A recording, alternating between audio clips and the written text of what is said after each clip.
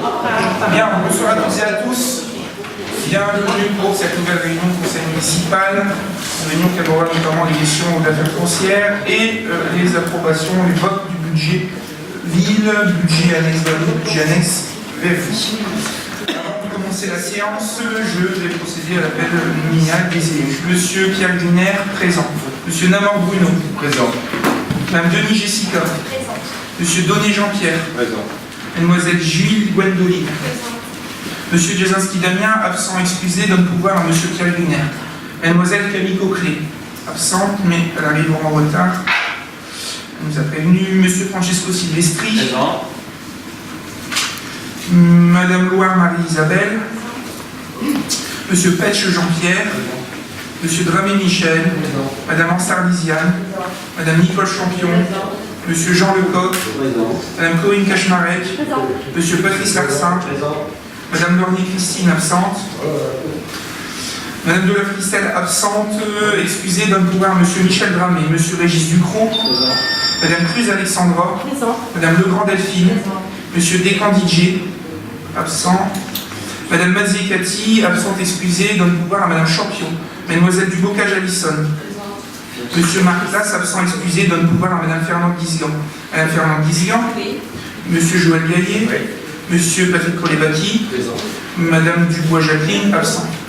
Très bien, le quorum étant atteint, nous allons pouvoir entamer notre réunion de conseil municipal. Préalablement, je vous propose de nommer un secrétaire de séance. Je crois que M. Ducrot, d'accoutumé, va s'y coller si vous ne voyez pas d'objection.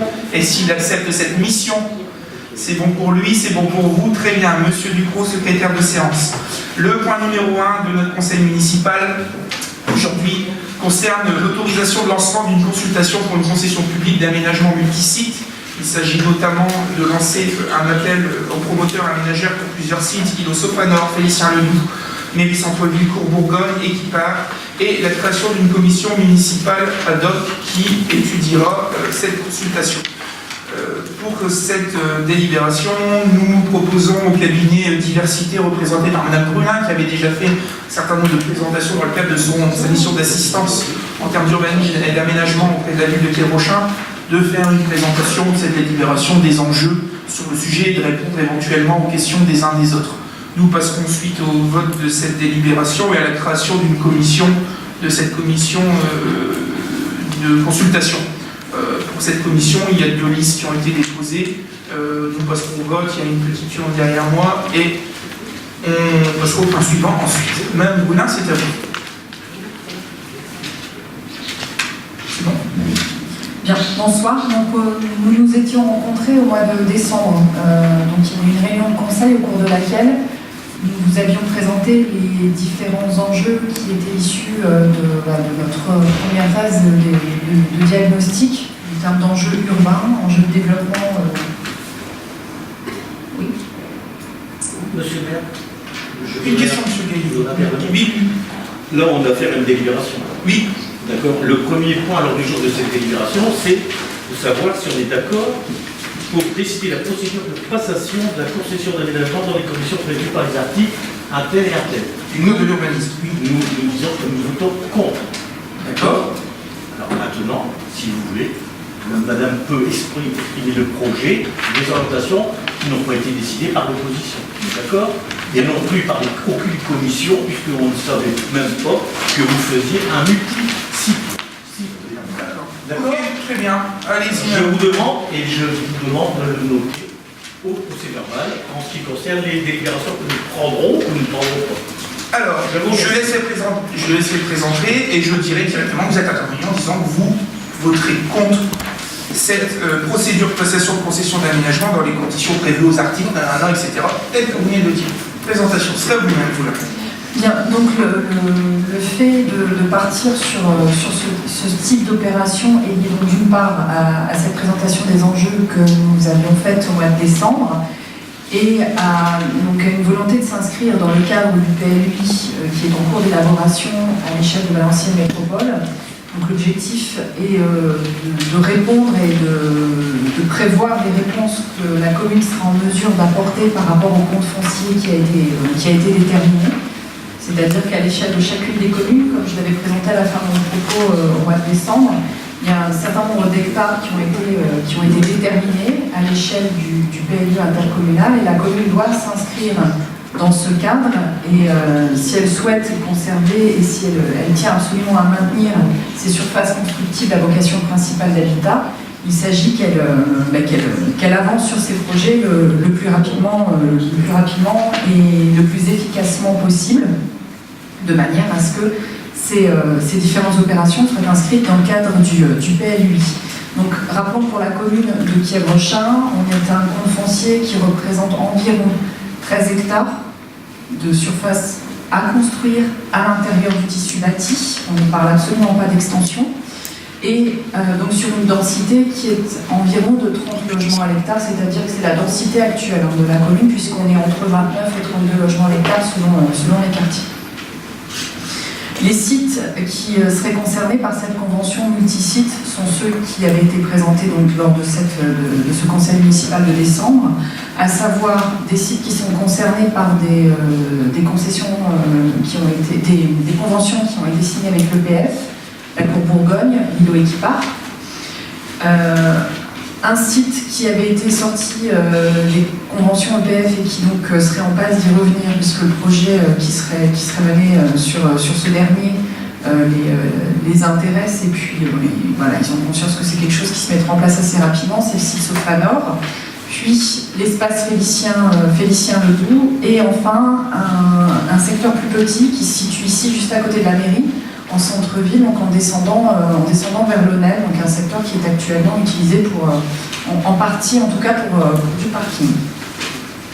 Donc, compte tenu de l'avancement des conventions avec EPF, des démolitions qui sont en passe d'être réalisées, de la fin des dépollutions, etc., la commune a dû faire des choix et s'orienter vers des objectifs d'aménagement à court moyen terme, parce qu'effectivement, des parties des îlots entiers de votre commune vont être démolis. Il s'agit d'avoir quelque chose à proposer quand même assez rapidement derrière, non seulement pour les gens qui habitent aux abords de ces îlots, et puis pour répondre aux besoins de la commune en termes de logement et puis de dynamique de population. Donc l'objectif de cette convention, de cette concession multisite, c'est donc de recruter un aménageur qui opérera pour le compte de la commune de Kièvre-Chin des opérations qui permettront avant tout de créer du logement, donc dans un souci de mixité qui avait été de toute façon présenté dans le cadre des opérations qui étaient potentiellement mises en œuvre, notamment par rapport à du logement dédié aux personnes âgées, du logement en accession, du lot libre également, de manière à apporter une autre offre en termes de typologie de logement sur la commune. Du commerce et du service aussi à restructurer, notamment aux abords du secteur Cour-Bourgogne, où on est quand même sur le secteur des Quatre Pavés, où on a une dynamique qui existe, qui est en place, qui est important de maintenir et de réémulsionner, on va dire, autour d'un projet nouveau. Et puis de structurer des espaces publics de qualité. Donc le fait effectivement de travailler avec un aménageur garantit aussi pour la commune le fait de pouvoir tenir clairement et fermement le devenir des espaces publics autour de ce qui sera aménagé en termes de logement, de services ou de commerce. Donc justement, l'intérêt de cette concession pour une commune comme la vôtre, c'est de tenir déjà les calendriers, notamment par rapport aux sites EPF, qui sont en passe d'être dépollués, démolis, de tenir aussi ce calendrier par rapport aux objectifs du PLU intercommunal à venir, de prioriser le développement de ces sites selon l'état d'avancement des opérations, notamment avec EPF. Et puis, pour la ville, de garder la main, c'est ce que je vous disais tout à l'heure, sur ce qui sera mis en œuvre au sein de ces cinq sites. Et puis, ça évite aussi à la commune d'avoir à assumer un portage financier de ces opérations, puisque c'est l'aménageur qui assurera ce portage et donc qui sera en charge de trouver aussi des promoteurs pour construire ces logements et notamment ces commerces. Voilà brièvement l'objet de cette consultation pour recruter un aménageur sur ces 5 espaces du centre-ville. Merci Madame Boulin. Quelques petites précisions effectivement sur la délibération, prendre en compte le fait qu'à un moment nous avons proposé une durée de 4 ans, mais effectivement dans différentes discussions qu'on a pu avoir, je demande à ce qu'on puisse la changer, ce sera une durée de 5 ans notamment sur le paragraphe, juste avant, cet aménageur assumera notamment, et dans la délibération, donc on votera pour une durée non pas de 4 ans mais de 5 ans en termes de calendrier, puisque 4 ans c'est assez juste. En termes de timing dans les différentes discussions que nous avons pu avoir. Donc, prendre en compte cette modification. Et puis voilà, l'objectif est de lancer et de rechercher des aménageurs qui ont la compétence pour gérer ce genre de choses. C'est aussi trouver des solutions de sortie pour les sites EPF, pour éviter que la commune les récupère en termes de paiement en support, puisque vous savez très bien que si l'objectif des conventions EPF, c'est à la fois de maîtriser du foncier, de raser, de dépolluer sommairement, mais aussi après dire à la commune, on vous accompagne et on trouve des solutions d'aménagement et de construction. La part de la responsabilité de la commune est de trouver ces solutions de sortie. Si elle ne trouve pas de solution, c'est à la ville de racheter l'ensemble de ces terrains et de supporter une partie des frais selon les conditions reprises dans les conventions. Au-delà de ça, on a un certain nombre d'enjeux qui sont liés au PLH qui courent jusqu'en 2020, 2021, je crois 2021. Et puis on a des enjeux aussi par rapport au PLU actuel, mais aussi au PLUI, où aujourd'hui l'aménagement va plutôt dans le sens d'une gestion plutôt économe de l'espace communal. Quand je dis économe, c'est d'utiliser les dents creuses, et je sais qu'il y en a qui Rochin, et ce ne sont plus des dents, ce sont des dentiers complets au vu de certaines surfaces en centre-ville, et de privilégier l'aménagement sur ces secteurs et de travailler sur un aménagement harmonieux. D'où une convention multisite, pour gérer ça dans le temps et de faire des opérations harmonieuses et de ne pas travailler à l'opportunité de dire sur tel site, j'ai un aménageur qui va faire ça, puis sur le site d'à côté, peut-être en même temps, on va faire la même chose, et finalement les opérations, puisque ce sera les mêmes produits qui seront faits dans des délais courts, rien n'aboutira puisque la commercialisation ne sera pas forcément. Donc l'objectif c'est d'identifier ces différents sites, d'identifier un aménageur capable de nous faire une proposition, discuter avec la commission qui sera formée après des différentes orientations d'aménagement sur ces différents secteurs et les inscrire dans un timing et d'aller chercher les promoteurs ou les porteurs de projets, qui soient promoteurs privés, promoteurs publics, pour réaliser à bien l'aménagement et le développement de notre commune, encore une fois, sans aller manger une nouvelle terre agricole ou d'étendre le secteur. C'est dans l'actualité, fait le tour des autres villes, c'est ce genre de choses, et c'est d'ailleurs un des sujets qui sera abordé demain dans le cadre du conseil communautaire. Voilà les différentes présentations.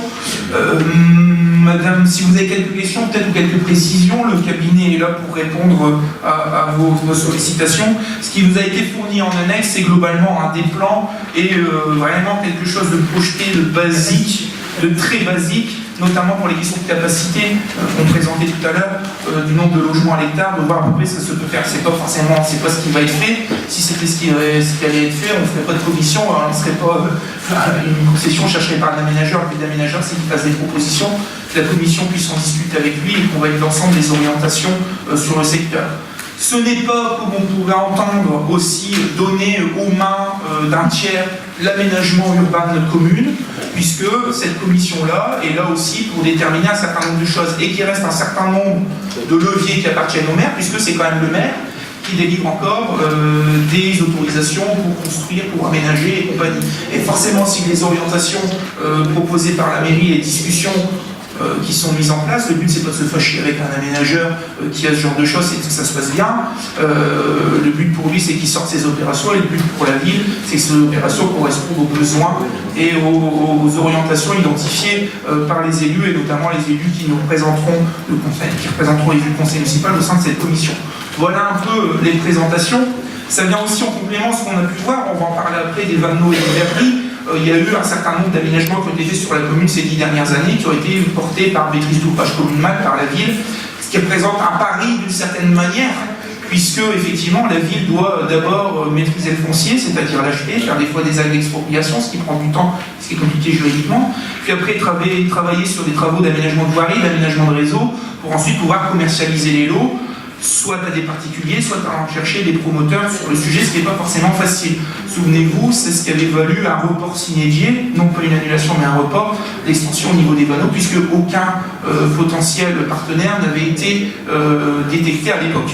Donc l'objectif aujourd'hui, c'est de retirer le risque et de retirer le fait que la commune avance des fonds publics pour aménager, pour finalement équilibrer un budget quand elle y arrive, des fois 10, 12 ans après, quand elle a vendu ses derniers terrains. Voilà un petit peu l'objectif, c'est de faire des choses bien, des choses qui vont aussi sortir assez rapidement, qui correspondent à des besoins identifiés, partagés par des partenaires comme l'AGLO dans le cadre de son PLH, et qui respectent aussi les règles d'urbanisme dont les maires gardent une maîtrise, notamment avec la future approbation du PLU intercommunal. Et voilà.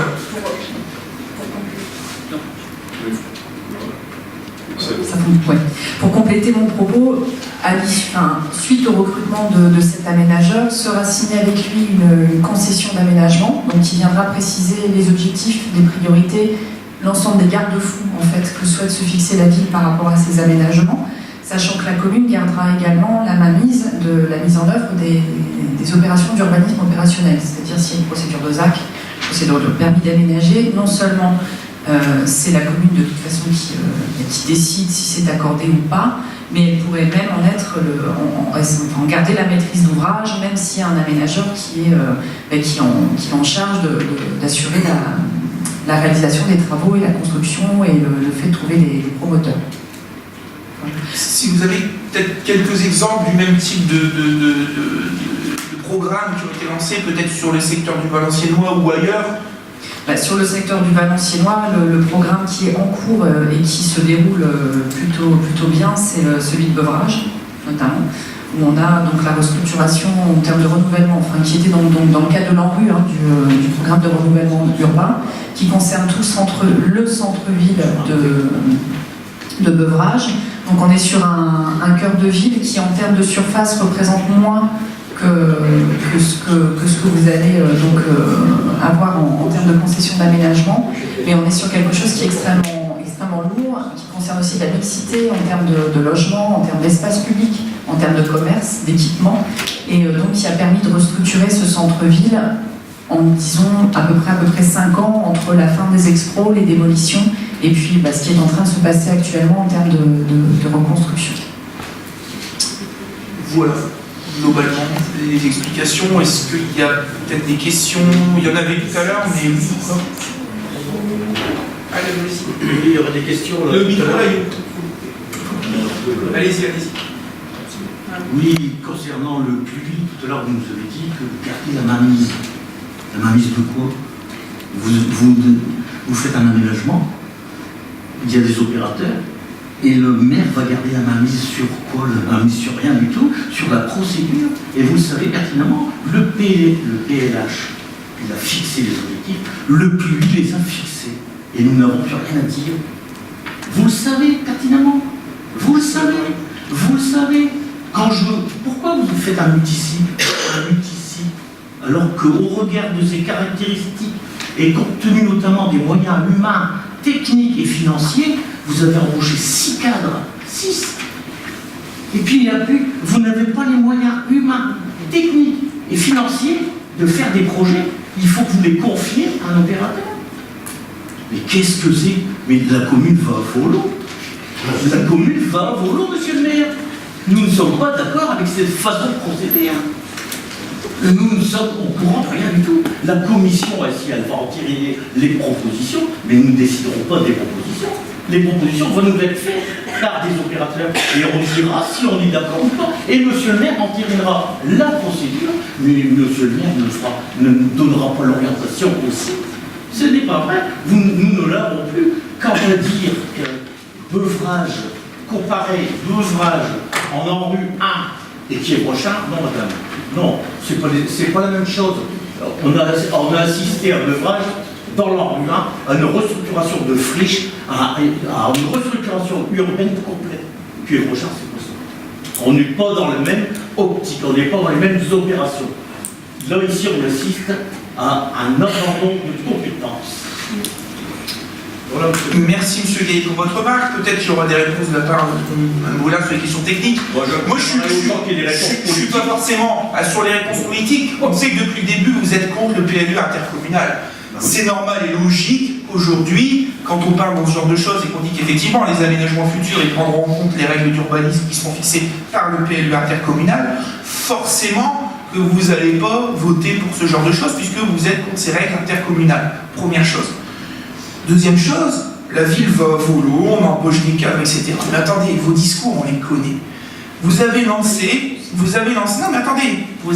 des opérations d'aménagement sous maîtrise d'ouvrage communal. C'est tout à votre honneur, puisque on doit être les seuls du secteur à l'époque, vous étiez les seuls, et on est encore les seuls aujourd'hui, à porter ce genre d'opération pour une commune de notre taille. C'est-à-dire, vous voyez, nous, il n'y avait pas soi-disant cadre, et puis finalement, on s'en sortait. Les vanneaux, c'est en route depuis 2006, hein. C'est toujours pas bouclé, hein. On est en 2018, 12 ans. Si votre objectif, c'est que les choses mettent du temps, se fassent peut-être bien, je dis pas que ça a été mal fait, mais mettent autant de temps et engagent des ressources financières et des ressources techniques, par le recrutement de maîtres d'œuvre, par des suivis d'entreprise, par la recherche de partenaires, c'est votre choix. Aujourd'hui, nous, on estime qu'on va essayer de faire des choses de qualité, identifier avec, je l'espère, des partenaires demain qui répondront à cette concession publique d'aménagement multisite, qui nous présenteront leur savoir-faire, et bien sûr qu'on ira auditionner les communes, les secteurs où ils ont travaillé, on ira certainement voir ce qu'ils ont fait pour pas y faire n'importe quoi, mais dire que on recrute des gens, mais ces gens-là, on se demande ce qu'ils font, un peu les cadres, parce qu'on est obligé d'appeler des aménageurs extérieurs pour aménager la ville alors qu'ils pourraient faire des choses. Maintenant, je ne suis pas forcément d'accord avec vous. Quand vous me dites 6 cadres ont été recrutés, il y a eu un DGA qui est arrivé, qui est devenu DGS dans le cadre d'un tuilage, et on a recruté un directeur du pôle ressources internes qui fait office de DRH et marché public. Je ne sais pas quels sont les autres cadres, mais voilà, sans augmenter les crédits de personnel, puisque vous le voyez, la projection 2018, elle baisse même le coût de la masse salariale pour la commune de Kievrochard. Donc effectivement, il y a ce que vous dites, et il y a la réalité. Maintenant, c'est un choix qui est fait. Quand vous dites la commune ne maîtrise plus rien, on est des chambres, entre guillemets, je veux dire d'enregistrement, mais c'est ça globalement. On a de moins en moins de compétences, que ce soit sur l'urbanisme ou bien d'autres choses. Pour vous, ça c'est un acte de plus qui dit qu'on confie les clés de la ville à d'autres personnes. Ça, c'est votre vision des choses. C'est pas la vôtre. Non, on ne pense pas, voilà. Il y a d'autres villes qui l'ont fait. Sur le cas de Bevrage, peut-être que ça sera précisé, mais l'opération qui est en cours, elle n'a strictement rien à voir avec de l'ANRU 1. C'est une opération qui a été mise en place, si je me trompe pas. Il y a de l'ANRU à Bevrage, mais... Oui, mais cette opération est distincte des opérations en rue, notamment en rue 1, qui ont été lancées il y a plus d'une quinzaine d'années. Peut-être Cathy, quelques précisions. Non, bah, vous l'avez donné. En fait, oui, c'est plus dans le cadre de l'ANRU que cette opération a été menée, puisqu'il y a eu des queues de crédit en rue, notamment sur les aménagements, sur une partie des aménagements publics, mais on est bien sur une concession d'aménagement qu'a confié la ville de Bevrage à un aménageur. Donc dans un cadre comme celui-ci, c'est vrai qu'on est sur un seul site, mais qui est quand même extrêmement important, puisque c'est l'ensemble du centre-ville. Après, ce sont quand même des opérations qui sont plutôt comparables, puisqu'on parle de restructuration d'un centre-ville. Vous avez raison, madame, à la fin, il est en rue, à Bevrage, vous savez ce que ça représentait? Ah oui, je sais. Vous savez, oui. on n'a jamais eu... Vous n'avez pas les mêmes soucis. On n'est pas à la même échelle. Maintenant que vous dites qu'il y a quelques opérations qui se ressemblent, d'accord, moi je vous parle de l'ANRU, que je connais depuis 2001. Mais on n'a jamais eu la prétention de dire qu'on faisait des opérations type rue comme à Bevrage. Globalement, ceux qui connaissent Bevrage, on a tout rasé, on a tout construit globalement. Ceux qui connaissent cette situation, on n'est pas sur ce genre de choses. Quand je disais le même type d'opération, c'est qu'aujourd'hui, il y a une opération sur un site identifié d'aménagement qui a connu le même mode de fonctionnement d'un point de vue juridique. C'est-à-dire que la ville s'est réunie, elle a lancé une consultation pour une concession publique d'aménagement, pas multisite, mais avec un site unique. Il y a eu la création d'une commission, ça s'est travaillé, et ça se passe plutôt bien, puisque dans les contacts qu'on a pu avoir avec les élus là-bas, ils nous disent oui, c'est un bon choix, c'est un format juridique, comme on parlera tout à l'heure de la DSP, ou des choses comme ça. Ce sont des choix, on mène des choses en régie, on mène des fois des choses en partenariat public-privé, c'est pas forcément trop le cas ici. On mène des fois par des autorisations de lancement et des consultations de concession publique. On travaille avec différents outils juridiques. Vous aviez fait le choix à l'époque, et c'est pas une critique du tout, attention, mais de maîtriser, de faire de lotissement sous maîtrise d'ouvrage communal. Vous avez fait ce choix-là à l'époque, mais vous auriez pu faire aussi le choix d'une consultation pour une concession publique d'aménagement pour ces sites-là. Notre choix se porte là-dessus. Vous n'en êtes pas d'accord et vous avez vos raisons. nous, on a nos raisons de présenter le choix et la formule qui sera ici. Mais dire que non, on fait un chèque en blanc et quelqu'un qui va venir et qui va faire ce qu'il veut de la commune, je trouve ça franchement un peu fort de café. Je ne suis pas forcément d'accord avec vous, puisqu'on garde PLUI, c'est un document réglementaire. En quoi le PLU dit que le maire ne va plus signer des permis d'aménager, va plus signer des permis de construire, va plus signer des déclarations préalables? Non, le PLUI, il remet simplement des règles au jour d'un PLU qui datait chez nous, par exemple, de 2004, et qui, voilà, aujourd'hui, on a des nouvelles règles fixées par ASCOT, qui, voilà, on ne doit plus manger de terre agricole, on doit faire de la concentration urbaine, on doit déployer les moyens d'habitation autour des axes de transport public, etc., etc. Et à partir de là, on construit un document réglementaire qui applique ces règles. Mais le PLUI, c'est certainement pas le président de l'aglo qui va dire demain, bah tiens, il y a un permis de construire, là je le signe ou là je le signe pas. Vous voyez les choses comme celle-là, c'est pas le cas aujourd'hui. Même chose sur le droit de préemption. À l'époque, on avait eu une grande discussion sur oui, mais demain vous pourrez plus préempter si vous voudrez. Et je l'avais rassuré à l'époque en disant si, on a la maîtrise. Et ça se voit tous les jours, j'en ai encore signé tout à l'heure. Dès qu'il y a un droit d'intention d'aliéner, ça arrive à l'aglo, par le notaire, l'aglo nous dit voilà, il y a un bien à vendre, est-ce qu'il vous intéresse? Vous préemptez ou vous préemptez pas? Si c'est non, ça repart à l'aglo, pas de problème. Si c'est oui, le président signe et donne au maire l'autorisation de préempter pour le compte de la commune. Donc je vois pas qui a pris du pouvoir en plus par rapport au maire. En plus, pour suivre vraiment de près, toutes l'élaboration du PLUI, que ce soit moi ou par monsieur Donné à l'urbanisme, je pense qu'on ne loupe pas une seule réunion. Que ce soit sur les réunions de commission, mais aussi les réunions de préparation avec les différents cabinets et la concertation qu'il y a eu autour. Aujourd'hui, je ne pense pas que ça se passe dans de mauvaises conditions. À moins que demain, il y ait une levée de bouclier en conseil communautaire, j'y serai, je regarderai si vous ferez les mêmes remarques, monsieur Gaillot, au nom de votre groupe, en disant non, le PLUI, nous on est contre, on vote contre, ok, je peux le comprendre. Mais en expliquant les raisons, en disant on retire les compétences aux communes. Ok, c'est votre position, on la respecte. Mais aujourd'hui, ne dites pas. Oui, vous l'avez déjà fait, mais ne dites pas. Enfin, moi je me dis, ne dites pas, ne faites pas circuler des bruits comme quoi le maire ne maîtrise plus rien en urbanisme. Je ne suis pas d'accord. Je signe des permis de construire quand il y en a, je signe des DP, je signe ce genre de choses. Et l'aglo a juste aujourd'hui un rôle d'instructeur. Après, effectivement, là, un désengagement de l'État, puisque la DDTM n'instruit plus. Mais l'aglo, en aucun cas, décide de tel ou tel projet. On nous dit, bah, ça, on ne veut pas de ça qui est le chat. Donc on signe pas. C'est nous qui signons et qui avons la main dessus. Maintenant, l'aglo est un partenaire, vous l'avez dit. Il y a un document d'objectif qui a été le PLH. L'objectif, c'est de respecter les règles fixées et les objectifs fixés dans ce fameux PLH avec un maximum de partenaires autour de la commune. Voilà simplement ce que j'avais à ajouter.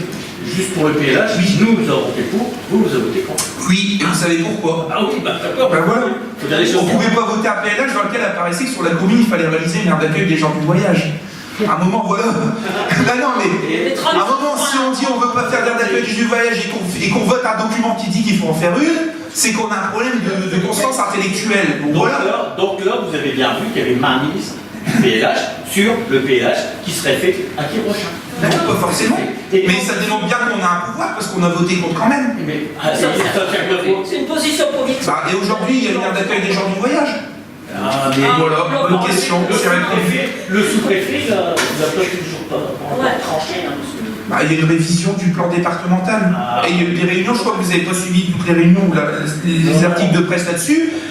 La communauté d'agglo qui a la compétence, c'est quand même positionné publiquement, et nous avons 2 réunions avec M. de Vimeux, pas encore avec le nouveau sous-préfet, en disant clairement que, dans le cadre de la révision du plan départemental des aires d'accueil des gens du voyage, premièrement, la CAVM avait rempli ses objectifs, ce qui n'était pas le cas de la CAPH. Donc, je me souviens d'une réunion où le représentant de la CAPH n'a pas forcément passé un bon moment devant M. de Vimeux, en disant, bon, attendez, et la CAVM a dit, attendez, nous, on remplit déjà nos objectifs. Effectivement, vous disiez qu'il en fallait plus ou quoi que ce soit, mais que la CAPH réalise ses aires d'accueil, et nous, on avancera, et au-delà de ça, avec les équipements existants, on remplit déjà les questions de nos objectifs fixés. Donc demain, dans la négociation du nouveau plan de développement et d'accueil des gens du voyage, premièrement, on négociera pour dire, bah voilà, aujourd'hui qu'on a des objectifs, on n'a pas besoin d'aires d'accueil à créer, ou du moins, si on crée des aires d'accueil, ça sera dans la discussion dans le cadre d'un habitat adapté, c'est-à-dire le genre du voyage en voie de sédentarisation, un habitat avec un loyer, des gamins scolarisés, la possibilité de mettre une caravane et de quitter 3 mois dans l'année maximum le lieu où ils sont résidents. C'est quand même autre chose qu'une aire d'accueil de 24 places, on fait un peu tout ce qu'on veut, Allez faire un tour à Onard, vous verrez comment ça se passe. On y retrouve même des prostituées à proximité. Ça commence à être pas mal. Maintenant, voilà pourquoi on a voté contre, on vous l'a expliqué. Ça a été expliqué en conseil communautaire. Mais comme je vous le dis, vous avez la vision des choses, on a la nôtre. Maintenant, voilà la proposition qui est faite aujourd'hui. S'il n'y a pas d'autres remarques, à moins qu'il y en ait d'autres, ou de questions, on va passer au vote. Alors, j'ai noté vos remarques. Il est demandé au conseil municipal de décider d'engager la procédure de passation de la concession d'aménagement dans les conditions prévues par les articles R300-4 et R300-11 du Code de l'urbanisme. La présente consultation fera l'objet d'une procédure adaptée ouverte. J'ai compris que là-dessus, il y avait 3 votes plus 1 représenté, ça fait 4 votes contre. C'est bien ça? Oui. Pour le reste des élus, s'il y a-t-il des abstentions, c'est voté à la majorité. Autoriser monsieur le maire à lancer la procédure de consultation en vue de retenir un concessionnaire pour une durée non pas de 4 ans mais de 5 ans, ça paraîtra comme ça, de 5 ans, afin de réaliser l'opération d'aménagement multisite précité. 4 votes contre, enfin 3 personnes plus une voix représentée, des abstentions, votées à la majorité. D'autoriser monsieur le maire à engager toute discussion utile avec un ou plusieurs candidats et à signer la convention y afférente. 3 votes plus une voix représentée, ça fait 4 votes contre. Pour le reste, tout le monde est d'accord, voté à la majorité. Et de décider la mise en place d'une commission ad hoc compétente en matière de concession d'aménagement, d'en fixer la composition à 50 titulaires, 50 suppléants, ça c'est le règlement qui est comme ça, élus au sein du conseil municipal à la représentation proportionnelle à la plus forte moyenne. Est-ce que vous votez pour? Oui, hein. Ok. On va défendre le projet. Pour le reste, c'est d'accord pour tout le monde. Votez à l'unanimité. Nous allons désormais voter pour la proposition des membres de cette commission. Alors, il y a 2 listes candidates. Je vais les citer quand même. Alors, nous allons donner à chacun des élus ici, surtout si vous êtes détenteur d'un pouvoir, demandez 2 fois. Alors, faites-moi le tour des sénatoriales, notamment M. Petch. Je vais rappeler qui a un pouvoir.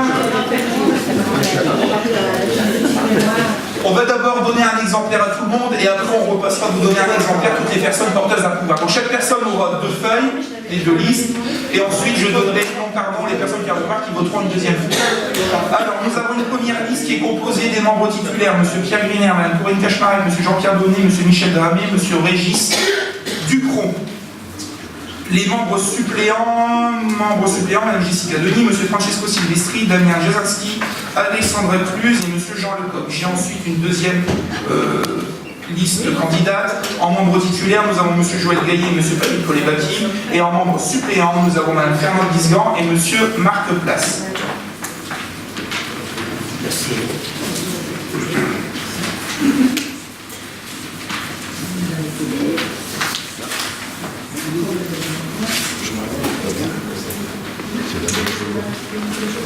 On va d'abord faire chacun. Et après, je vais appeler les personnes au loin. Vous avez entendu on va appeler les personnes. Oui, merci Mme Boulin, on vous libère. Merci à vous, merci pour votre présentation. C'est des personnes porteuses d'un pouvoir. Non, c'est bon. C'est bon? Oui, bon. C'est bon. Alors, attendez, on nomme bien les personnes qui ont un pouvoir. Alors, M. Pierre Griner, je dois voter 2 fois, donc c'est bon. Ensuite, j'ai M. Dramé qui avait le pouvoir de Mme Deleuve, j'ai Mme Champion qui a le pouvoir de Mme Mazier, et j'ai Mme Guisgan qui a le pouvoir de M. Place. Vous avez bien 2 buts, c'est bon? Enfin, 4 buts au total, mais oui, c'est bon. Allons-y. Oui.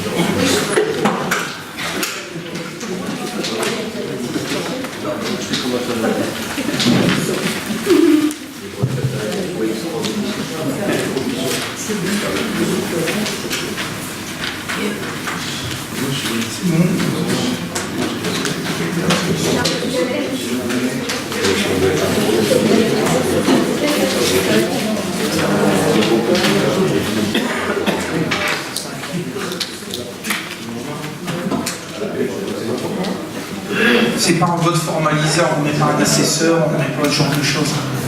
On compte le nombre de voix, et puis ça.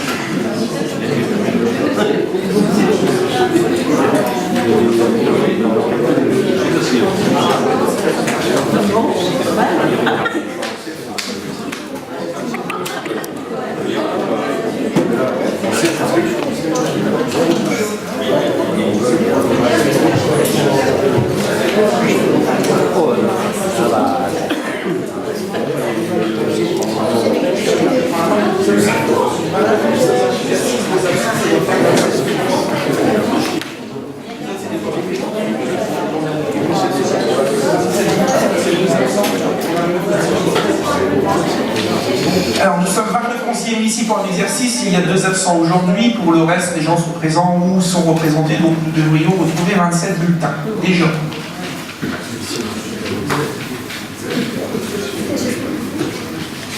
Il y a 3 absents.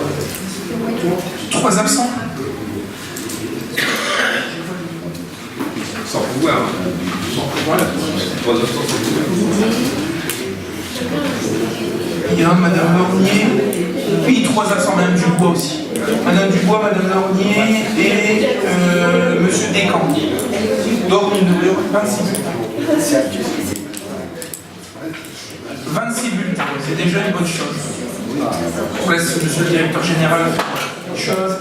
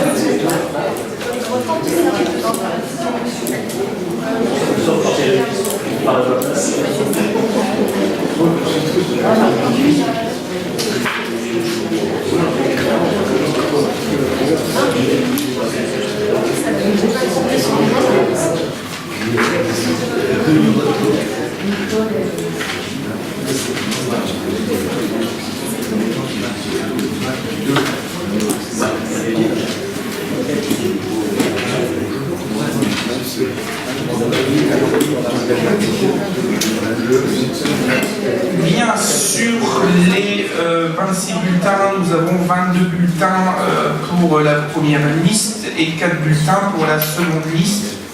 Les calculs sont faits pour la répartition des sièges.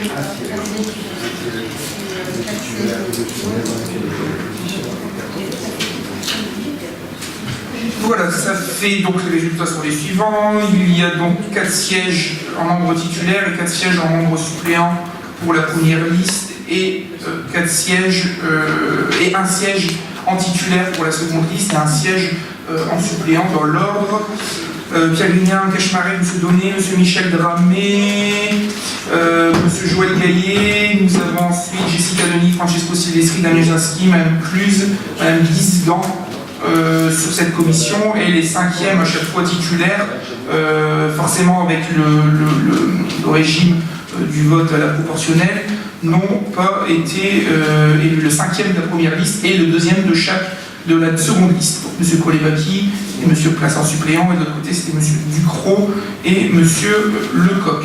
Voilà pour vos informations sur la composition de cette réunion. L'objectif est de lancer la consultation avant la fin du mois, Monsieur le Directeur Général, et on se reverra, je pense, avant l'été sur le sujet. Merci à vous. Passons au point suivant. Le point suivant, il s'agit d'une autorisation de programme pour l'installation de la vidéosurveillance. Globalement, c'est la création d'une sorte de plan pluriannuel d'investissement, puisque, je le rappelle, l'un des principes des finances publiques est le principe d'annuité des crédits, c'est-à-dire que les crédits sont ouverts sur une année civile, le budget est ouvert sur une année civile. Une autorisation de programme permet d'elle d'ouvrir des crédits globaux qui vont se dérouler sur plusieurs années, donc le montant global de de l'opération, ce qui s'appelle l'autorisation de programme, et des crédits de paiement. Les crédits de paiement, c'est les sommes que nous inscrivons chaque année dans le cadre de la réalisation des travaux. Nous en avons sur le programme de vidéosurveillance, où il vous est proposé d'ouvrir une autorisation de programme à hauteur de 553 507,20 € et nous proposons pour l'année 2018 des crédits de paiement à hauteur de 356 000 €. 2019 en prévisionnel, mais ça peut être revu chaque année, c'est débattu, c'est expliqué dans la délibération, 145 843,20 € et en 2020, 51 664 €. Voilà la présentation qui a été faite. Il est demandé, décider d'ouvrir cette autorisation de programme et crédit de paiement pour le projet de vidéosurveillance avec un dessus, donc autorisation de programme 2018-01 et des crédits de paiement à hauteur de 356 000 € pour l'année 2018. D'autoriser Monsieur le maire à liquider et mandater les dépenses correspondantes au crédit de paiement 2018, c'est-à-dire les 356 000 € pour l'autorisation de programme indiquée dans le tableau ci-dessous. Si effectivement nous aurions des modifications budgétaires pour l'année 2018, il y aura une délibération modificative qui indiquera les crédits que l'on rajoute ou que l'on supprime pour l'année 2018. Y a-t-il des questions spécifiques sur ce sujet? Pas de questions particulières, nous allons passer au vote. Y a-t-il des abstentions? Des avis contraires? 3 plus une voix représentée, ça fait 4 avis contraires. Votez à la majorité, je vous remercie. Le point suivant, il s'agit aussi d'une autorisation de programme et crédit de paiement ouverte dans le cadre d'un programme de rénovation des rues et des espaces publics des quartiers en QPV. Ça concerne notamment les rues Gillemans, rue des Champs, Mozart, Abreuvoir, rue des 8 Nuits. C'est un projet assez important. L'objectif aujourd'hui, c'est d'ouvrir cette opération de programme. Pour l'instant, nous chiffrons globalement cette autorisation de programme à 1 490 000 €. Nous n'avons pas forcément prévu aujourd'hui des crédits en 2018, mais nous les ajouterons, je pense, dans le cadre de l'évolution budgétaire, dans le cadre d'une DM, puisque nous allons recruter le maître d'œuvre et commencer les réunions de concertation. Et je pense que la phase plus dure commencera en 2019, certainement, avec en numéro 1 les rues et les espaces publics de la rue des 8 Nuits. Donc l'objectif est d'ouvrir l'autorisation de programme et crédit de paiement pour ce projet de rénovation et d'autoriser Monsieur le maire à liquider, mandater les dépenses correspondantes au crédit de paiement 2018.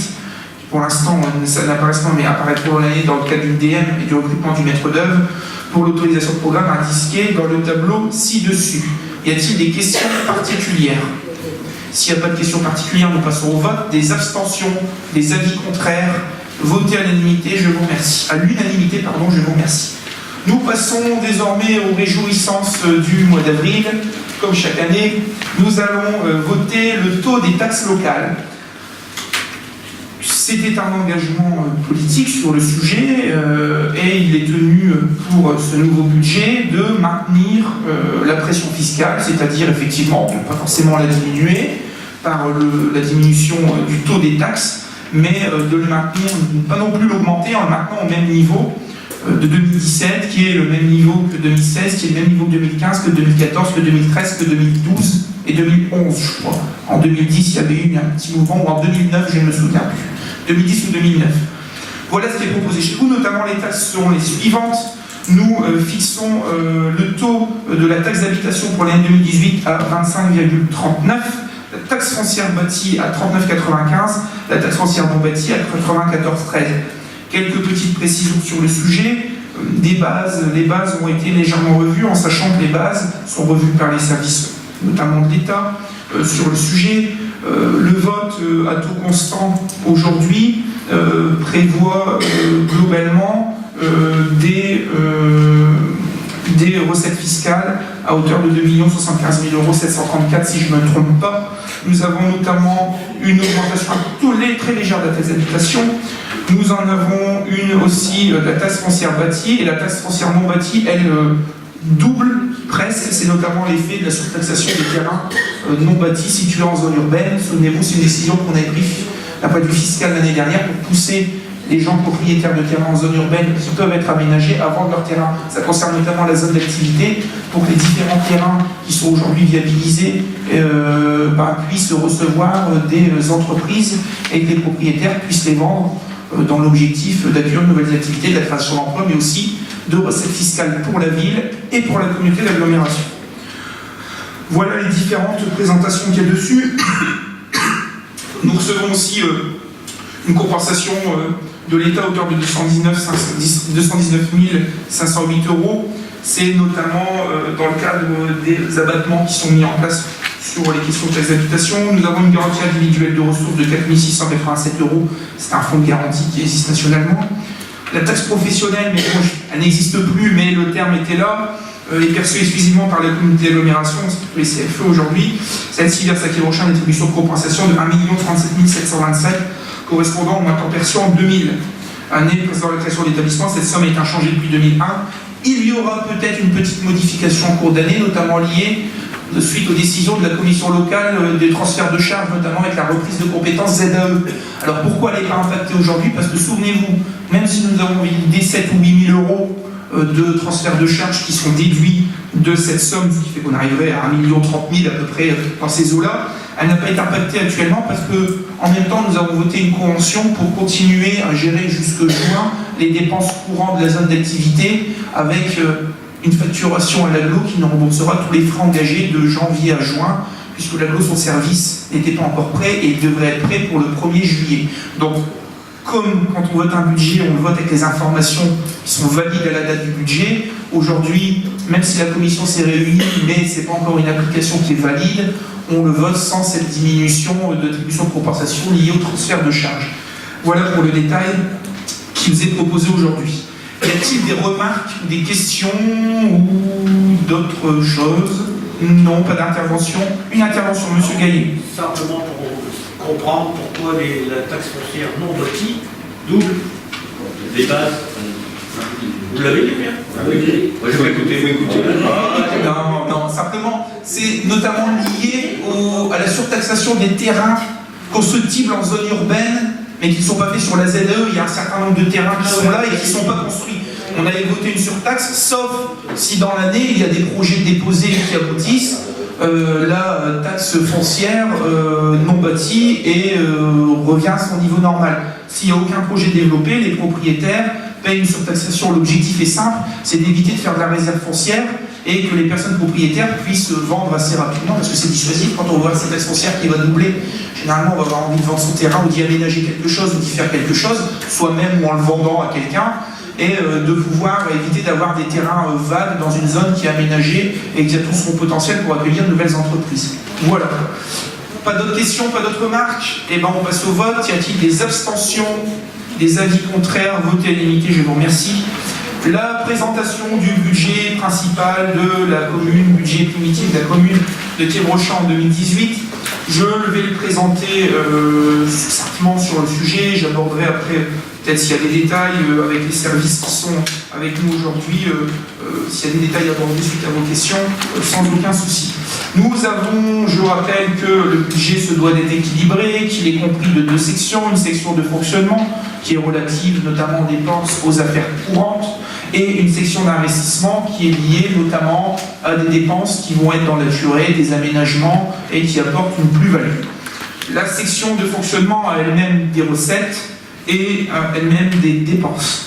Dans les recettes de la section de fonctionnement, globalement, nous évaluons le nombre total de recettes à 7 807 363,84 €. Je rappelle qu'un budget au-delà de ces sommes-là, c'est une projection et une ouverture de crédit. C'est-à-dire qu'aujourd'hui, on ouvre des crédits dans la limite des sommes qui sont présentées. C'est-à-dire qu'on fait la prospective que pour l'année, nous aurons à peu près autant de recettes. Si on en a plus, on doit faire une DM. Si on en a moins aussi, pour des questions de sincérité budgétaire. Mais ce n'est pas parce qu'il y a une inscription budget que les choses seront, même si on doit le faire, mais sont forcément réalisées à 100%. On ouvre des crédits, on vous autorise à travailler à ce niveau-là. Même chose pour les recettes, ce sont des projections de recettes. Si demain on a plus de recettes que prévu, on est obligé de rajouter des crédits en recettes et finalement qui nous donnent plus de moyens en termes de dépenses.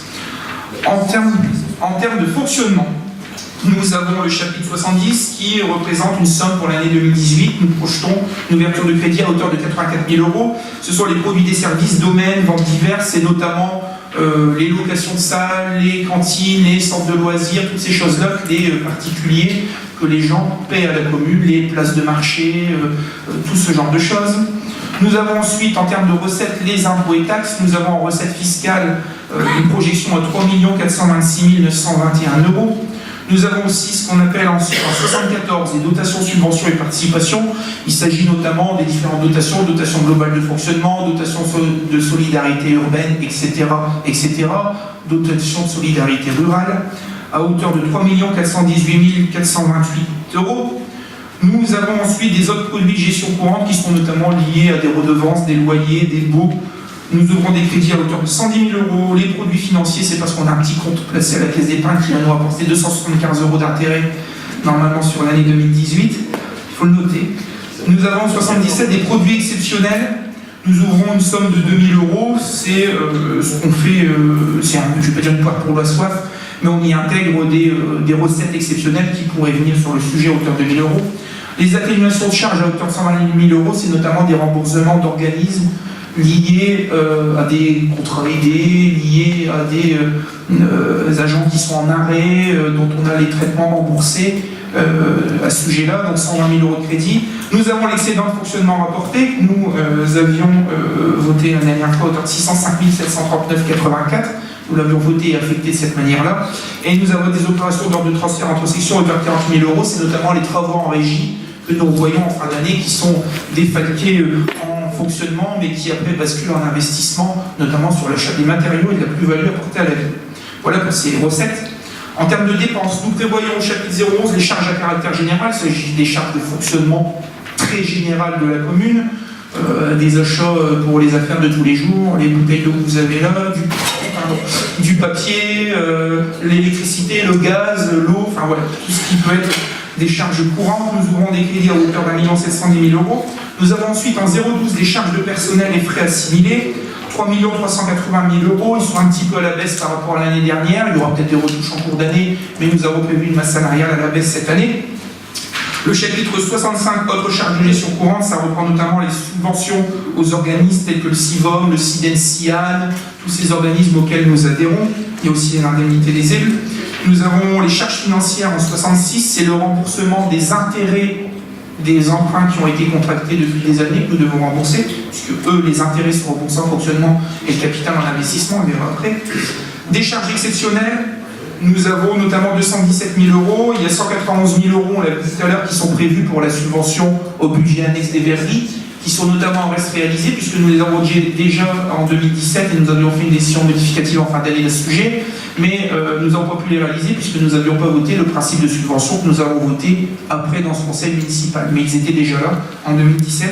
Et le delta avec les 217 000 €, c'est une réserve, une part pour la soif, ou encore au cours d'année, il y aura un rééquilibre à faire en termes de crédit. Nous avons des dépenses imprévues à hauteur de 107 875, même chose, c'est une question d'équilibre et une part pour la soif en cas de besoin de financement en cours d'année. Nous prévoyons un virement à la section d'investissement donc pour financer nos investissements et équilibrer cette section à hauteur de 762 000 € 14 et 84 centimes. Et nous avons des dotations aux amortissements, c'est l'amortissement des investissements qui peut être fait, à hauteur de 200 000 €, ce qui fait un équilibre comme les recettes à 7 807 363,84 €. Voilà pour cette présentation en termes de fonctionnement. Je vais peut-être présenter l'investissement et puis après on fera les remarques. Pour le vote, avant qu'il y ait des questions, je ferai voter par section et par recettes et dépenses de chaque section. Donc je ferai un vote pour les recettes de fonctionnement, un vote pour les dépenses de fonctionnement, un vote pour les recettes d'investissement et un vote pour les dépenses d'investissement. Si vous avez, on peut aussi voter directement par chapitre si vous le souhaitez, mais voilà. Nous présentons le budget d'investissement aujourd'hui. Globalement, les dépenses d'investissement s'élèveront cette année. Nous ouvrons des crédits à hauteur de 3 913 493,94 €. Nous avons forcément dedans des propositions globales, des propositions nouvelles. Les propositions nouvelles sont des crédits nouveaux que nous ajoutons à des crédits qui étaient déjà ouverts l'année dernière et qu'on a reportés. Globalement, ce que nous avons dedans, le chapitre CERS, 608 000 €, c'est le remboursement là du capital de la dette, donc le remboursement annuel de tous les emprunts qui ont été contractés depuis des années sur le sujet. Nous prévoyons en provision globale réserve foncière, c'est de l'achat de terrain 64 400 €. Nous ajoutons juste 13 900 € pour cette année, c'est notamment lié à l'achat des terrains rue de l'Abattoir, les anciens terrains de Maison et Cité, Soginor Post. Souvenez-vous, nous avions délibéré il y a quelques conseils municipaux. Matériel immobilier en 9003, il y a un total, nous rajoutons 260 528, avec les restes à réaliser, ça fait un total de 355 410. C'est tout du matériel quotidien, il y a un camion qui devrait être livré à la fin du mois, c'est le dernier véhicule qui nous manquait depuis l'incendie. Et un autre véhicule va être vendu parce qu'il est trop âgé. Nous avons dedans des achats de tables, des chaises, du matériel, du mobilier. Nous avons tout ce que vous retrouvez. Il y a des préaux, il y a un préau en bois et des arches à vélo pour l'école dans le cadre de la DPV. Il y a du matériel mobilier pour la bibliothèque et l'espace jeune dans le cadre de la DPV. J'ai un détail complet si vous le souhaitez, sans forcément aller au truc près, mais je pourrais vous donner les grandes lignes de ce chapitre, cette opération. En éclairage public, nous prévoyons 19 206,86 €. Ça répond simplement, notamment à l'installation de l'éclairage en LED autour du nouveau centre technique municipal. Ça a d'ailleurs déjà été réalisé et il est déjà en service. Réparation de bâtiments communaux, nous ouvrons 567 034,82 € propositions nouvelles sur un total de 617 034,82 €. Nous avons notamment un gros morceau de travaux sur l'école Pasteur, la couverture, la cour, la couverture du restaurant scolaire. Ce sont les deux gros morceaux sur le sujet. Puis après, nous avons de réparation générale de bâtiments communaux, les courbes de l'hôtel de ville aussi qui représentent un beau budget à ce niveau-là. Le cimetière, nous ne remettons pas de crédit, mais nous avons 6 300 € de crédit ouvert s'il y aurait des choses à réaliser sur site. Réparation de voirie, nous ajoutons des nouveaux crédits à hauteur de 153 000 € 8 et 56 centimes pour un total de 208 08,56. Le delta, c'était des restes à réaliser. Nous avons notamment dedans, en réparation de voirie, il y a notamment l'aménagement des plateaux et des ralentisseurs qui a déjà été fait. Il y a des trottoirs qui vont être refaits, rue Victor Lecoq, le chantier a commencé ou a dû commencer.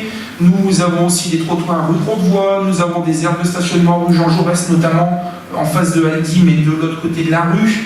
Nous avons en voirie des travaux au Corbeau, nous avons des travaux aussi sur certains sites de Place d'Aubert, etc. Ce ne sont pas forcément des nouvelles voiries, mais ce sont des espaces qui sont en schiste rouge, qu'on va passer en enrobé, parce qu'aujourd'hui on est en zéro phyto, et si on laisse tous les espaces en cailloux et en schiste, on se retrouve avec des problèmes de désherbage. Donc l'objectif est de trouver des solutions pour pallier en termes de matériaux ce qu'on peut mettre dessus. Voilà, nous avons aussi d'autres travaux de voirie qui seront ajoutés au fur et à mesure. Nous sommes encore dans des chiffrages à ce niveau-là. Ensuite, nous avons les opérations de vidéosurveillance. Nous ajoutons 14 000 € pour un total de 350 460 €. La mise en conformité accessibilité, c'est notamment la DAP 2018, dans lequel nous avons la maison du parc, le complexe sportif de la Corderie. Nous avons le clubhouse du QTC et je ne sais plus, il y a l'hôtel de ville, mais l'hôtel de ville, pour l'instant, on va être en demande de dérogation, puisque nous souhaiterons ouvrir une opération de rénovation de l'hôtel de ville dès l'année prochaine, avec mise en accessibilité PMR, réflexion des couvertures, isolation et ravalement de la façade. Donc, puisque les accès de mobilité PMR peuvent être pris dans une grosse opération d'investissement, nous avons demandé pour sortir l'hôtel de ville de la date 2018 pour qu'ils soient repris pour la partie accessibilité dans une grosse opération en 2019. Les discussions sont en cours. Nous avons aussi dans les questions de mise en conformité et accessibilité les questions annuellement de gestion, de renouvellement du parc des extincteurs, des questions de commission de sécurité et de mise aux normes. Il y a une centrale d'alarme incendie qui va être mise aux normes à l'école Morel. Voilà. La construction du centre technique municipal, nous avons acheté les biens, mais il reste les aménagements intérieurs. Nous avons reçu les derniers plans du maître d'œuvre sur le sujet. Nous devons lancer la consultation, notamment l'aménagement des bureaux. Il y a un parking aménagé en extérieur lors de la rue des Yeux. Il y a aussi des clôtures complètes du site, ce qui fait un total de 447 950 €. Puis il y a des aménagements intérieurs en plus, du marquage au sol, des vestiaires, des choses comme celles à réaliser. Nous avons le réaménagement du stade Cheval, nous remettons 280 000 € de crédit pour un total de 793 372 €. Le réaménagement du centre-ville, ce qu'on dit réaménagement centre-ville, c'est notamment les démolitions de différents îlots, c'est-à-dire l'ancien Fleury, la belle époque. Nous avons aussi en face l'ancien service espace vert, temple, radio et logement au coin, et le service information. Les crédits qui sont prévus cette année, c'est notamment pour mettre en place l'étude et la préparation du marché, les diagnostics techniques amiantes, la dépose des réseaux gaz, électricité, eau, l'enfouissement des réseaux, puisqu'il y a certains bâtiments sur lesquels on a du réseau électrique, et je disais tout à l'heure le cabinet pour préparer la mise en place du marché de démolition. Voilà pour les présentations que j'ai ici, et les 40 000 € forcément qui apparaissent, les opérations d'ordre entre sections qui réalisent les travaux en régie et qui arriveront forcément à un certain moment. En recettes d'investissement, globalement, nous avons un résultat d'investissement 2017, un excédent qui est à hauteur de 150 570,71 €. Nous avons virement de la section de fonctionnement qu'on vient de présenter juste avant, à hauteur de 762 014,84 €. Les opérations d'ordre de transfert, les amortissements qu'on a vu juste avant, à hauteur de 200 000 €. Nous avons aussi le chapitre 10, c'est des dotations pour divers réserves, c'est le remboursement des FCTVA, donc notamment les opérations d'investissement réalisées sur l'année 2015, puisqu'on récupère toujours, non 2016, pardon, puisqu'on récupère toujours en N+2, la taxe d'aménagement, l'excédent de fonctionnement capitalisé 2017 qui avait été affecté, ce qui fait un total de 659 422,39 €. Voilà un petit peu les différentes présentations. Nous avons aussi en recette des subventions reçues, 191 196 €. C'était notamment lié, celle-ci, c'est la subvention qui va aller au budget annexe des verreries. Nous avons aussi, et qui va disparaître forcément et être annulée, nous avons aussi des subventions en termes d'éclairage public, 6 720 €, c'est de la TEPCV. Nous avons des subventions en réparation de bâtiments communaux pour l'aménagement des combles, ZIL, 7000 ou TEPCV aussi, je crois TEPCV, 7 428,49 €. Nous avons des réparations de voirie en recette 13 000 €, mais c'est en reste à réaliser, c'est suite à une ancienne réserve parlementaire. Nous avons la vidéosurveillance, une subvention de 231 324 € dans le cadre du ZIC de l'AGLO, mais ça en reste à réaliser. Et nous avons 111 000 € de subvention, 111 19,60 € de la part de l'AGLO. C'est du ZIC qui avait été sollicité sur le stade cheval, mais pas inscrit au budget l'année dernière. Voilà un peu pour ces différentes présentations qui sont ici dessus. Nous avons sollicité déjà des subventions depuis le début de l'année, nous en solliciterons encore. Certaines pour des opérations qui vont être réalisées avant le fin décembre. Nous n'avons pas inscrit en recette ces montants-là, puisque nous ne savons pas si les subventions vont être validées ou pas. Si elles le seront, nous irons les chercher. Nous estimons aussi, en termes de recettes, un recours à l'emprunt, parce qu'il faut l'aborder aussi, cette question-là, dans le cadre de l'équilibre budgétaire. Nous aurions à recourir pour financer nos investissements à un emprunt qui est estimé à hauteur de 600 000 €. Vous avez une proposition globale de 880, puisqu'il y a un emprunt de 180 qui avait été voté en 2017, mais qui a été élevé seulement en début d'année. Forcément, quand je mets un recours à l'emprunt, plusieurs informations. Premièrement, il ne rendette pas la commune, puisqu'on a le flux net de dette, souvenez-vous, il est inférieur au remboursement de la dette qu'on fait cette année. Donc voilà. La deuxième chose, c'est que c'est un équilibre. Cet emprunt-là, on ne le lève pas forcément tout de suite. Donc on le lèvera peut-être en fin d'année. On le lèvera peut-être pas du tout, ça dépend du taux de réalisation de nos investissements et si on a besoin de ces recettes-là. Ou on le lèvera de manière partielle si on a de nouvelles recettes via des subventions ou si toutes les réalisations ne sont pas faites. L'objectif, c'est pas d'aller faire des emprunts alors qu'on sait pertinemment qu'on va d'endetter la commune. On sait pertinemment qu'on ne réalisera pas les opérations, notamment quand on est déjà avancé au mois d'octobre, au mois de novembre. On attend l'année d'après pour faire notre calcul. Donc voilà la manière avec laquelle nous le ferons. Forcément, quand il y a construction d'un emprunt, ça passe en conseil municipal, il y a une présentation qui est faite. Pour l'instant, ce n'est pas forcément à l'ordre du jour. Voilà les présentations que j'avais à vous faire en termes de budget. Forcément, les propositions sont faites derrière dans le cadre de documents formalisés, qui est plutôt le document de la trésorerie de Valenciennes. Et je suis avec les services, si c'est vraiment trop technique ou pointilleux, à votre disposition pour toutes les questions, les remarques que vous auriez à faire sur ce sujet. Allez-y.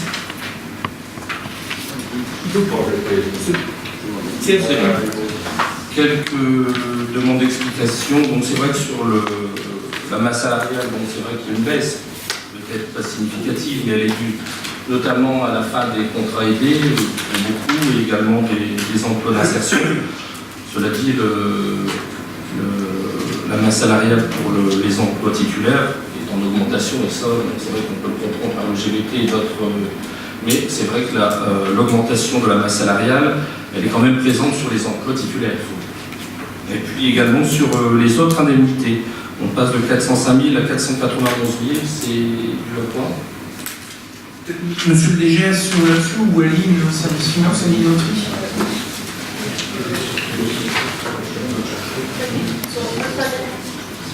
C'est dans le. C'est la page 012, page 11. Page 11. 64 118. Alors, les autres indemnités, en fait, il s'agit de primes éventuellement quand ça a été revu au niveau de tous les RIVZEP. agents. Il y a des agents en fait qui ne sont pas forcément titulaires, mais qui sont ici depuis un certain temps et qui, notamment, avaient droit déjà à une certaine prime et toujours, donc du coup, c'est placé dans votre indemnité. Je pense qu'il y a aussi les enjeux du RIVZEP qui vont faire qu'il va y avoir des fluctuations et c'est plutôt une anticipation sur le sujet qui n'existait pas l'année dernière puisque ça a été voté l'année dernière pour une application cette année. Autre demande d'explication, l'augmentation de la subvention du Centre communal d'action sociale 65, 73, 62. Autre charge de gestion. Oui, simplement. L'année dernière, si je peux répondre, on va terminer. L'année dernière, nous l'avions minimisé et nous venons juste de nous réunir juste avant avec les membres du CCAS. Nous l'avions minimisé puisque chaque année, il y avait des reports à hauteur des fois de 45 ou 50 000 euros avec des excédents de fonctionnement. Donc nous avions donné une subvention un peu moindre puisque ces reports, soit on les met, c'est du fonctionnement des excédents capitalisés, soit on les redistribue en affectation sur du fonctionnement pour l'année de près, soit en investissement. Or, le CCAS n'a pas de grosse opération d'investissement. Ça finance quoi alors ? Et avait déjà des crédits. Donc on avait fait une subvention plus faible l'année dernière pour régulariser et pas avoir de l'argent qui est là et qui dort et qui ne sert pas entre guillemets, puisque le CCAS a très peu de compétences et de champs d'action à financer, pour cette année revenir sur un niveau de subventionnement normal, c'est-à-dire de ne pas geler des crédits au CCAS qui ne sont pas utilisés.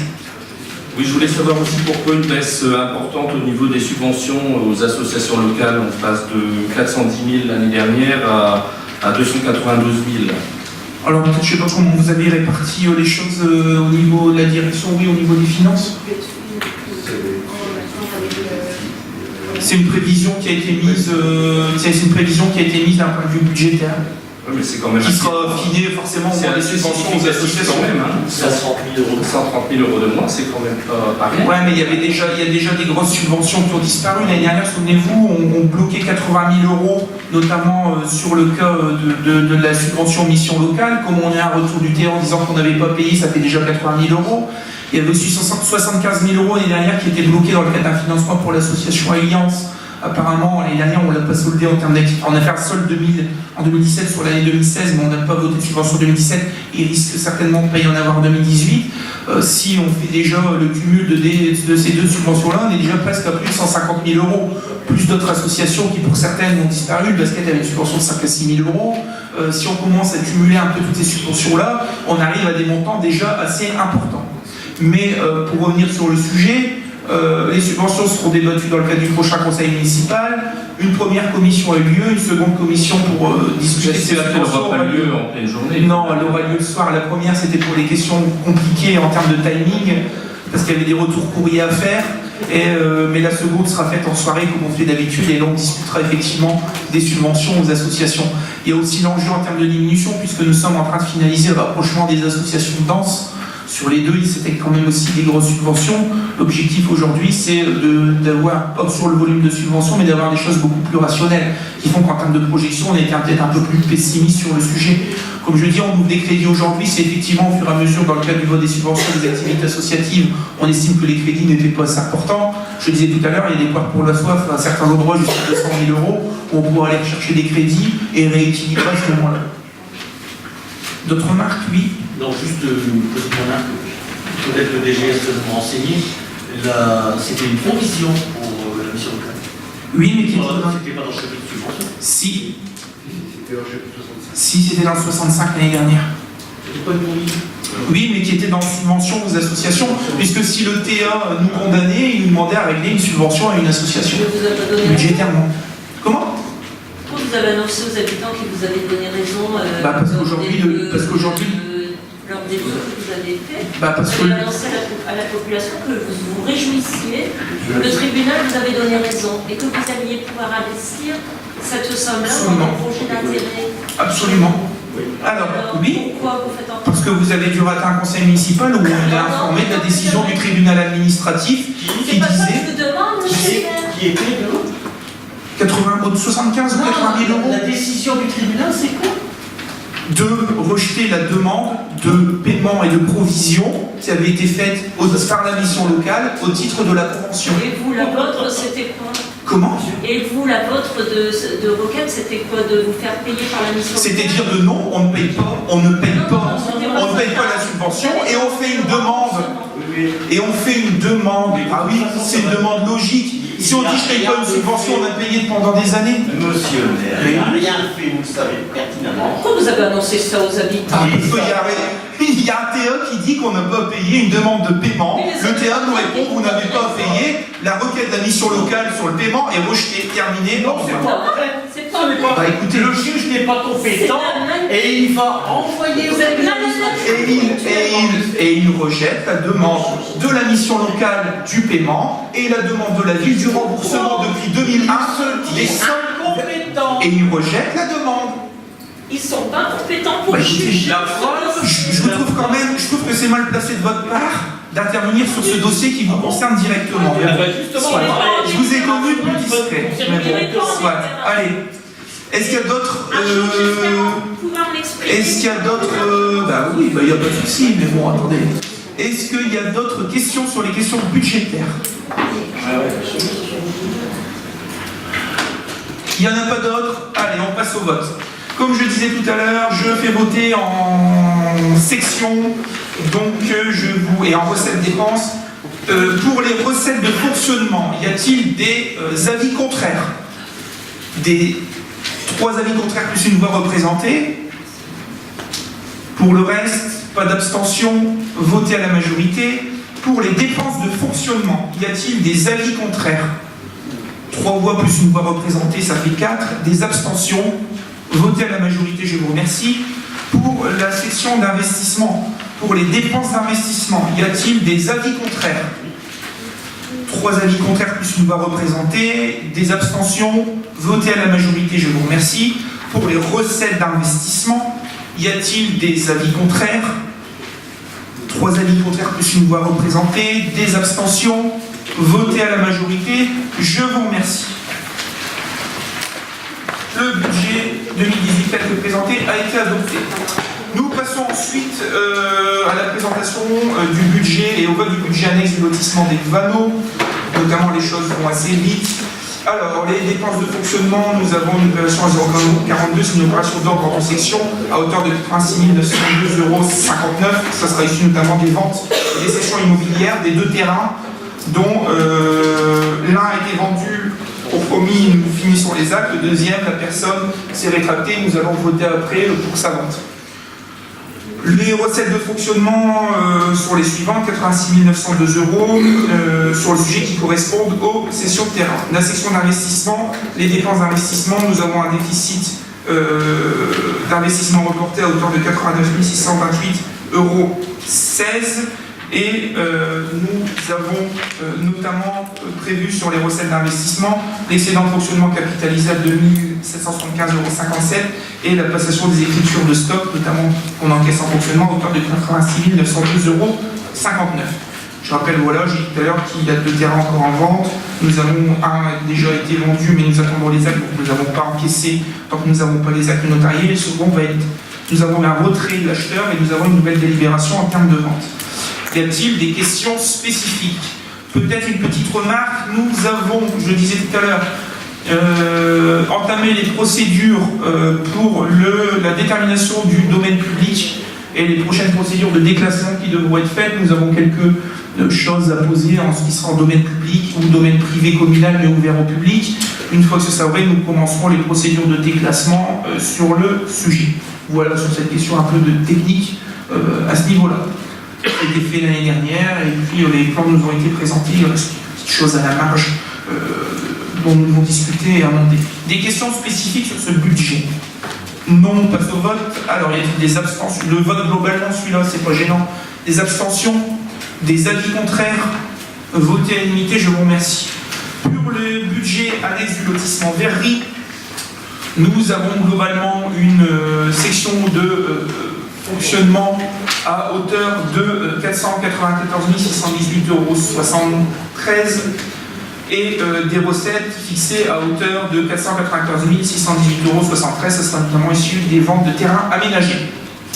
Concernant la section d'investissement, les dépenses sont fixées à 750 143,15 €. et le montant des recettes à 650 643,15 €. Globalement, ça sera issu d'opérations d'ordre de transfert.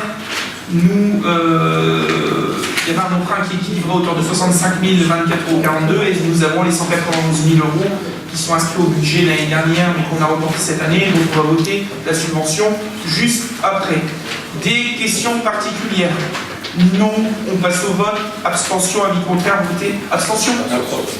Donc 3 abstentions plus une voix représentée, 4 abstentions, des avis contraires, voter à la majorité, je vous remercie.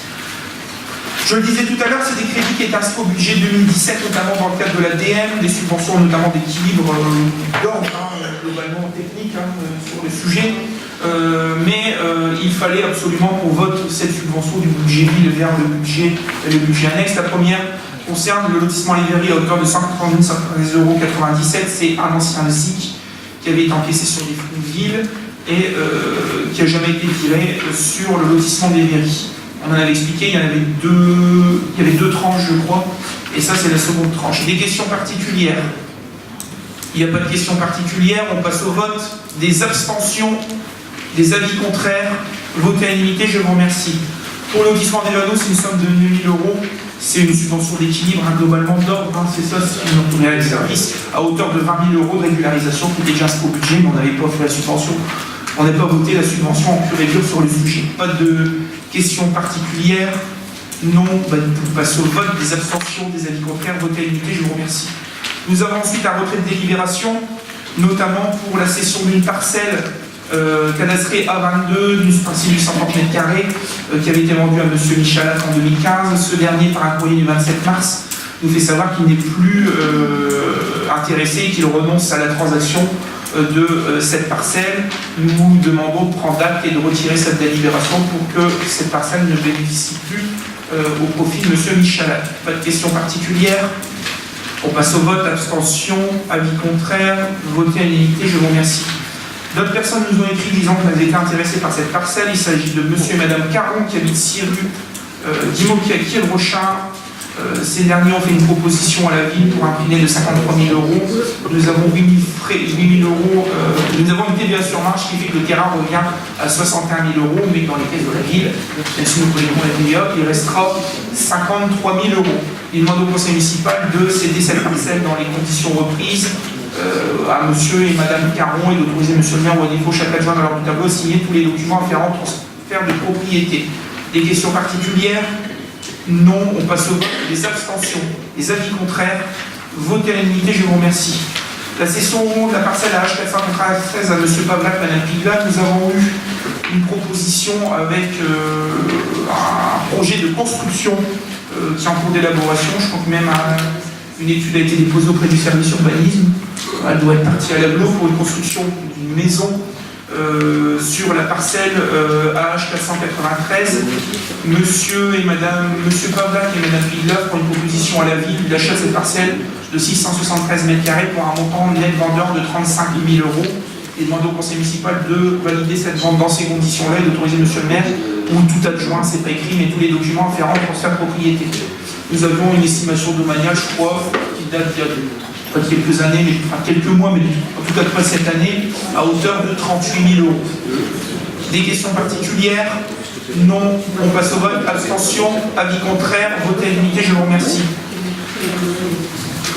Prochaine étape, nouvelle étape dans la mise en place de la délégation de services publics pour les services petite enfance, notamment les multi-accueils et crèches. Il s'agit de la mise en place de la convention de groupement d'autorité concédante dans le cadre de la future DSP. Donc nous avons validé le recours à une DSP, nous avons une convention qui est ici et qui valide en fait la création d'un groupement d'autorité concédante, groupement de commande, comme on peut appeler ça de manière pas technique, avec la commune de Crépin pour la mise en place d'un service public, un service de délégation de service public visant à gérer les activités de crèche et d'accueil de petite enfance sur le territoire Crépin-Quiébrochin.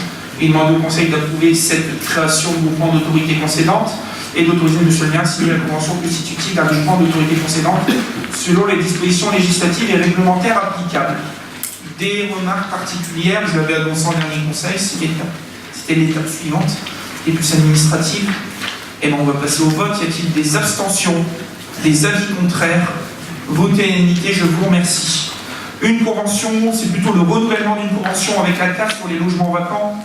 L'objectif est de travailler sur la question de la non-décence entre la ville de Kievrocha et la CAF, notamment en réalisant un certain nombre de constatations et de visites, notamment chez des personnes qui sont allocataires de prestations CAF, pour se rendre compte si les logements qu'elles occupent sont des logements qui ne relèvent pas des conditions de non-décence. L'objectif de la convention, c'est de transférer les fichiers, les informations à la ville, mais aussi de participer à hauteur de 50 € par visite. Donc la CAF rembourse la ville à hauteur de 50 € par visite effectuée dans le cadre de ces opérations de non-décence. Un rapport est établi, on l'envoie à la CAF pour savoir si la maison est décente. Si la maison est décente, pas de souci, on ouvre les droits. Si la maison n'est pas décente, on accompagne les locataires à trouver un nouveau logement et on bloque les loyers de CAF. C'est dans le cadre des opérations de lutte contre l'insalubrité. C'est pas encore ce qu'on appelle le permis de louer, mais on n'en est pas loin. Peut-être une petite information, puisque nous avons renouvelé et nous avons formé, notamment dans le cadre du schéma d'utilisation avec l'AGLO, 2 agents, un agent de service technique et un agent qui travaille pour le service de police municipale, qui n'est pas policier municipal mais ASVP, notamment pour réaliser ce genre de choses. Ils sont à leur formation, nous avons acheté un kit de matériel.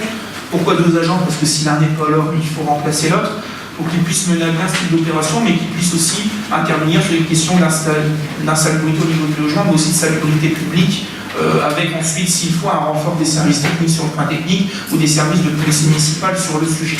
Ça, c'était pour l'information. Nous avons aujourd'hui donc un service qui est plutôt opérationnel à ce niveau. Des questions particulières sur cette convention. Nous en avions déjà voté une, je crois, en 2016, qui couvrait jusque la fin d'année, 2017. Là, on a renouvelé un petit peu en retard, mais l'objectif est de poursuivre cette convention. Pas de remarques particulières? Non, mais je comprends pas pourquoi ça relève de l'autre, ça. De quoi?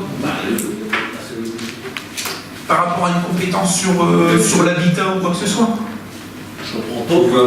Parce qu'à chaque fois, la CAF, elle fait toujours ses mesures à elle, qui sont en concurrence souvent avec des mesures déjà existantes. Oui, d'accord. Alors, je crois pas, ça. Mais alors, est-ce que c'est pas à l'AGLO faire ça? Dans les discussions que nous avons eues avec l'AGLO, effectivement, l'AGLO a une compétence habitat, salubrité, renouvellement urbain de manière générale. Par contre, il n'y a pas de développement d'un service, ça demande une présence de terrain, il n'y a pas un service de terrain.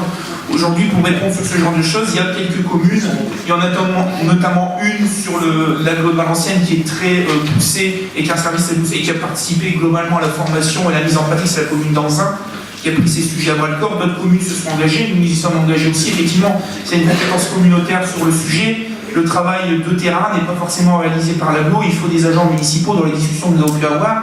Si on voulait mener ça sur les 35 communes, il faudrait tout d'un coup peut-être recruter 20 agents, tellement il y a du travail. Maintenant, l'AGLO n'a pas forcément dit qu'elle voulait faire ce travail de terrain, du moins aujourd'hui, et elle travaille avec les communes pour les accompagner techniquement dans la formation et dans la veille juridique et technique, mais les communes qui le souhaitent développent elles-mêmes, entre guillemets, ce service. Nous, ce n'est pas un service qui a été développé avec un coût supplémentaire, puisque c'est des agents qui sont déjà là, avec qui on a orienté les missions sur le sujet et qu'on a formé pour leur donner une plus-value à ce niveau-là. Mais voilà, d'accord avec vous qu'il y a un service qui existe à l'AGLO. On a eu une discussion générale sur le sujet. Je pense que ça a même été abordé une fois en commission habitat, notamment sur les questions juridiques, en disant voilà, vous avez une compétence, jusqu'où elle va et jusqu'où la commune a délégué cette compétence. S'il n'y a pas d'autres remarques, on passe au vote. Des abstentions, des avis contraires. Vote à l'unanimité, je vous remercie. La convention d'occupation du collège au complexe sportif de la Corderie. Nous appliquons un coût horaire d'utilisation de 12 €. C'est notamment pour utiliser le dojo et le grand plateau sportif. Il y a une dotation à hauteur de 5 702 €. Nous divisons les 5 702 avec les 12 €, ce qui fait un niveau de 475 heures annuelles d'occupation pour le complexe sportif, auxquels pourront s'ajouter forcément l'utilisation des équipements dont le collège dispose au sein de son établissement, il y a une salle de sport, un mur d'escalade, 2 plateaux sportifs. Voilà un petit peu pour ce vote-là. Donc l'objectif, c'est d'approuver cette convention et d'autoriser M. le maire à signer cette convention mise à disposition. Pas de questions particulières. Bon, on passe au vote. Des abstentions, des avis contraires. Voter limité, je vous remercie. Le dernier point, il s'agit d'une demande de désaffiliation de la communauté urbaine de Dunkerque au centre de gestion 59.